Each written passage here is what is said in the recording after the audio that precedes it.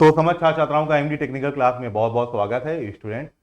Madhya Pradesh power generating company limited की एक notification आया है जिसमें असिस्टेंट इंजीनियर और जूनियर इंजीनियर के लिए ठीक ठाक वैकेंसी है। तो इसी वैकेंसी से रिलेटेड जितने भी इंपॉर्टेंट डेट्स हैं, कब से फॉर्म फिलअप करना है, क्या एज लिमिट है, ठीक है ना, क्या हमारी सैलरी होगी, क्या एजुकेशनल क्वालिफिकेशन होगा, क्या अगर वर्क एक्सपीरियंस मांगा गया है तो कितना और कहाँ, ठीक है ना। तो आइए सारी बात हम लोग देखते हैं। तो आप लोग भी क्या कहते हैं, Madhya Pradesh power generating company limited की वेबसाइट पे जाइएगा अगर आप, तो सारी चीजें आपको भी दिखेंगी। फॉर्म फिलअप करने से पहले एक बार जरूर हर चीज अच्छे से पढ़ लीजिएगा, एकदम सिंपल लैंग्वेज में बताया गया है। यहाँ पर देखिए सहायक अभियंता असिस्टेंट इंजीनियर की अगर हम बात करें मैकेनिकल की तो कुल 17 वैकेंसी है, इलेक्ट्रिकल की 16 वैकेंसी है, इलेक्ट्रॉनिक्स की 17 वैकेंसी है और सिविल इंजीनियरिंग की यहाँ पर 23 वैकेंसी है, ठीक है ना। और अगर हम कनिष्ठ अभियंता की बात करें, मीन जूनियर इंजीनियर की बात करें, तो यहाँ पर मैकेनिकल की 20, इलेक्ट्रिकल की 21, इलेक्ट्रॉनिक्स की 21 और सिविल इंजीनियरिंग की 28 वैकेंसी है, ठीक है। बाकी अदर पोस्ट हैं आपके, और अदर पोस्ट से तो आपको मतलब है नहीं, हमें बस एई की बात अभी कर रहे हैं हम। तो जल्दी से जितने इंपॉर्टेंट चीजें हैं जो मुझे लगा कि आप लोग को एक वीडियो में बताया जाए, वो मैं आपको जल्दी से बता दे रहा हूँ। देखिए चयन प्रक्रिया, ये क्या है भाई, सिलेक्शन प्रोसेस क्या है, तो आपका एक पेपर होगा, सीबीटी कंप्यूटर बेस्ड टेस्ट होगा, ठीक है ना। ऑनलाइन एग्जाम होगा, एक ही पेपर होगा, आपके 100 क्वेश्चन आएंगे, प्रत्येक क्वेश्चन 1 नंबर के होंगे। तो इस हिसाब से आपके टोटल कितने मार्क्स के पेपर होंगे, 100 मार्क्स के। यहाँ पास 75 क्वेश्चन जो होंगे, यानी कि 75 मार्क्स के जो क्वेश्चन होंगे वो आपके टेक्निकल सब्जेक्ट से रिलेटेड होंगे, आप जिस भी ब्रांच से बीटेक या डिप्लोमा की होंगे। और जो 25 क्वेश्चन है वो नॉन टेक्निकल होंगे, जैसे जीके, जीएस, रीजनिंग एक्सेट्रा, ठीक है। आइए हम जल्दी से बात करते हैं। और तो इस नोटिफिकेशन के आगे चलते हैं। देखिए जो पेपर होगा आपका वह कंप्यूटर बेस्ड टेस्ट होगा, और याद रखिएगा आप जब फॉर्म फिलअप करेंगे तो ये सारे एग्जाम आपके मध्य प्रदेश के ही डिफरेंट डिफरेंट सिटीज में कंडक्ट कराए जाएंगे। तो फॉर्म फिलअप करते वक्त आप अपनी चॉइस के हिसाब से रखिएगा, ठीक है ना, कौन सी सिटी में आपको एग्जाम देना है जो आपकी सहूलियत के लिए है। अगर हम बात करें जो एग्जामिनेशन फीस की बात करें, ठीक है ना, तो आपको याद रखिएगा ये फॉर्म जो बच्चे क्या कहते हैं अनरिजर्व कैटेगरी के हैं उनके लिए 1200 रुपए का पड़ेगा, और जो बच्चे रिजर्व कैटेगरी के हैं और मध्य प्रदेश के मूल निवासी हैं उनके लिए क्या कहते हैं जैसे SC, ST, OBC, PWC, EWS, इनके बच्चों के लिए 600 रुपए का फॉर्म होगा, ठीक है। फॉर्म ध्यान से भरिएगा भाई, रिफंडेबल नहीं है आपके ये जो भी है। अब बात सुनिएगा, आवेदन कैसे करना है, फॉर्म को कैसे फिलअप करना है। तो आप क्या करना है भाई, आप चयन.mponline.government.in पे जाइएगा, इस वेबसाइट पे। तो आपको 23 तारीख से फॉर्म स्टार्ट हो जाएगा फिलअप होना। अभी हम आगे बात करते हैं जो भी इंपॉर्टेंट डेट है, इसको आराम से पढ़िएगा हर चीजों को, ठीक है।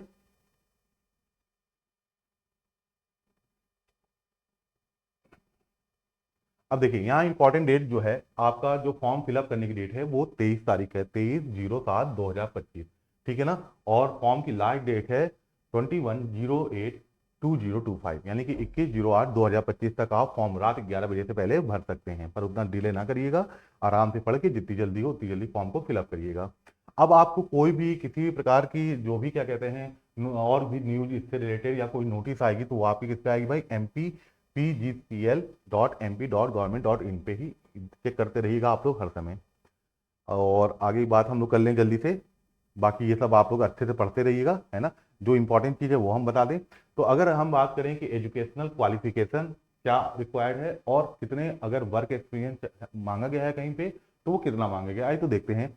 तो अगर हम बात करें असिस्टेंट इंजीनियर मैकेनिकल की, तो आपसे डिग्री किसकी मांगी गई भैया, आपकी चाहे बीई की हो, चाहे बीटेक की हो, या AMIE की आपके पास डिग्री होनी चाहिए, ध्यान रखिएगा। और साथ ही साथ ध्यान सुनिएगा, वर्क एक्सपीरियंस भी आपसे मांगा गया है 210 मेगावाट थर्मल पावर प्लांट में कम से कम 3 साल का। अच्छा यहाँ मैं क्लियर कर दूं, चाहे वैकेंसी असिस्टेंट इंजीनियर की हो चाहे जूनियर इंजीनियर की हो, इलेक्ट्रिकल, मैकेनिकल और इलेक्ट्रॉनिक्स के स्टूडेंट के लिए आपका वर्क एक्सपीरियंस अनिवार्य है। सिर्फ सिविल के जो स्टूडेंट होंगे उनके लिए कोई एक्सपीरियंस नहीं मांगा गया है, चाहे असिस्टेंट इंजीनियर की बात करें चाहे जूनियर इंजीनियर की बात करें, ठीक है ना। तो इसको पूरा पढ़िएगा भाई। या आप क्या कहते हैं जैसे कनिष्ठ अभियंता, ठीक है ना, जूनियर इंजीनियर की पोस्ट पे हैं, तो उस केस में आप कम से कम, या उससे ऊपर के पोस्ट पे हैं तो 5 साल का एक्सपीरियंस आपका होना चाहिए। फिर बात करते हैं भाई इलेक्ट्रिकल का, सेम क्वालिफिकेशन भी बात कर रहा है और सेम वर्क एक्सपीरियंस की बात कर रहा है। आपके पास रेगुलर बीई, बीटेक और AMIE की डिग्री होनी चाहिए, वही चीज है वर्क एक्सपीरियंस से रिलेटेड। इलेक्ट्रॉनिक्स के भी स्टूडेंट सेम चीज है, बस यहाँ ध्यान रखिएगा जो बच्चे लोग सिविल के हैं उनके लिए कोई वर्क एक्सपीरियंस नहीं है।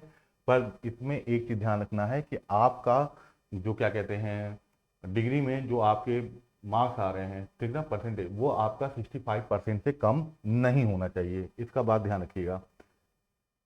फिर अगर हम बात करें, ये अदर पोस्ट की है। ठीक है, जल्दी जल्दी हम लोग देखते हैं जो भी चीजें हैं, आप लोग भी सारी चीजों को अच्छे से। अब देखिए, अगर मैं बात करूं जूनियर इंजीनियर की, तो मैकेनिकल के लिए जो रिक्वायरमेंट है जरा देखते हैं। तो आप देखिए, रेगुलर डिप्लोमा, बीई, बीटेक या AMIE डिग्री होनी चाहिए, यानी कि जो स्टूडेंट बीटेक कर चुके हैं वो चाहे ए के पोस्ट पे भी अप्लाई कर सकते हैं और जूनियर इंजीनियर के पोस्ट पे भी अप्लाई कर सकते हैं, ठीक है ना। तो डिप्लोमा वाले बच्चे ध्यान देंगे कि आप लोग का यहाँ पास भी, अगर आप मैकेनिकल इंजीनियरिंग से हैं तो सेम चीज है, 210 मेगावाट थर्मल पावर प्लांट में 5 साल का एक्सपीरियंस हो, या आपने क्या कहते हैं, देखिए यहाँ लिखा ITI समतुल्य, ठीक है ना, टेक्नीशियन पोस्ट पे आपका 5 साल या उससे ज्यादा का एक्सपीरियंस हो, ठीक है, कम से कम 5 साल। ठीक है, इसी तरह अगर बात करें हम इलेक्ट्रिकल से जो बच्चों ने डिप्लोमा किया है या बीटेक किया है, तो यहाँ पर जूनियर इंजीनियर के लिए आपका ये पूरी सारी चीज वही सेम टू सेम है, एजुकेशनल क्वालिफिकेशन और वर्क एक्सपीरियंस।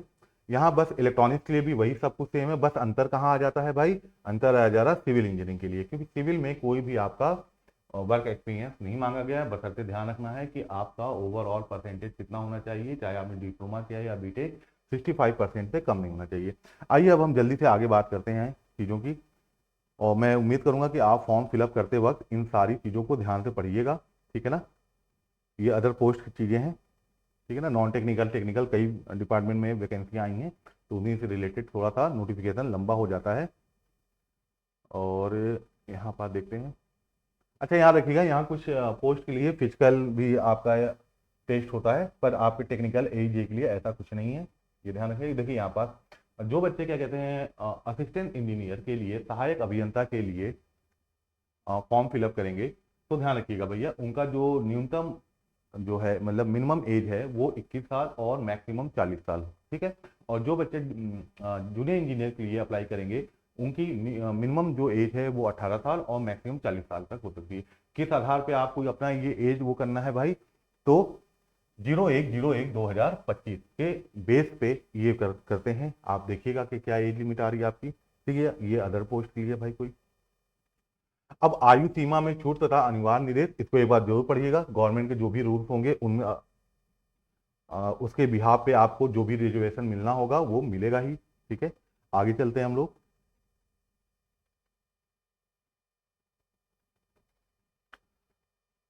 थोड़ा और एक मिनट बेटा, एक दो चीजें और इंपॉर्टेंट थी वो जल्दी से हम बता दें, ठीक है। इसको सारी चीजें आप लोग अच्छे से पढ़िएगा। पेज नंबर 34 पे कुछ बातें थी, 35, ठीक है। यहाँ पर देखिए कुछ होगा, देखिए यहाँ पर क्या कह रहा भाई, कंप्यूटर मतलब CBT आपका 100 प्रश्नों की होगी, जिसमें प्रत्येक प्रश्न 1 नंबर के होंगे, तो टोटल आपका मार्क्स कितना होगा, 100 मार्क्स का क्वेश्चन होगा, ठीक है ना। जिसमें आप देखिए 75 क्वेश्चन आपके जो भी ब्रांच है उससे रिलेटेड होंगे और 25 क्वेश्चन आपके GK GS रीजनिंग इन सबसे होंगे, ठीक है। और ये क्या है भाई, या नहीं, ठीक है। और देखते हैं चयन एवं नियुक्ति, ये सब आप लोग अच्छे से पढ़िएगा। और कुछ कुछ जैसे ये तो वो बताया गया है भाई कि आपकी ट्रेनिंग कितने समय की होगी, है ना, पोस्ट के अनुसार। यहाँ पर देखते हैं कि सैलरी क्या है भाई, तो आपको साफ साफ देखिएगा, ये जो पोस्ट 0, 1, 2, 3, 4 ये जो है वो असिस्टेंट इंजीनियर के लिए है, तो लगभग 56,100 से लेके 1,77,500 तक है। और जो बच्चे क्या कहते हैं जूनियर इंजीनियर के लिए अप्लाई कर रहे हैं, उनकी जो सैलरी है वो 32,800 से लेके 1,36,000 रुपए तक है, ठीक है। तो ये सारी बातें हो गई इससे रिलेटेड, बाकी उतनी तो वो नहीं है, बॉन्ड वॉन्ड है भाई, ठीक है ना, ये सब ध्यान रखिएगा, ध्यान से पढ़िएगा। तो ठीक है बच्चों लोग, इतने मेरे ख्याल से इतनी ही थी इंपॉर्टेंट चीज़ें, वो सारी चीज़ें मैंने आपको बता दी। तो सिर्फ सिविल इंजीनियरिंग को छोड़ के, चाहे असिस्टेंट इंजीनियर की बात करें चाहे जूनियर इंजीनियर की बात करें, उसमें कोई वर्क एक्सपीरियंस नहीं मांगा गया है, पर अदर जितनी भी वैकेंसीज हैं उनके लिए आपको वर्क एक्सपीरियंस रिक्वायर्ड है। बहुत बहुत धन्यवाद।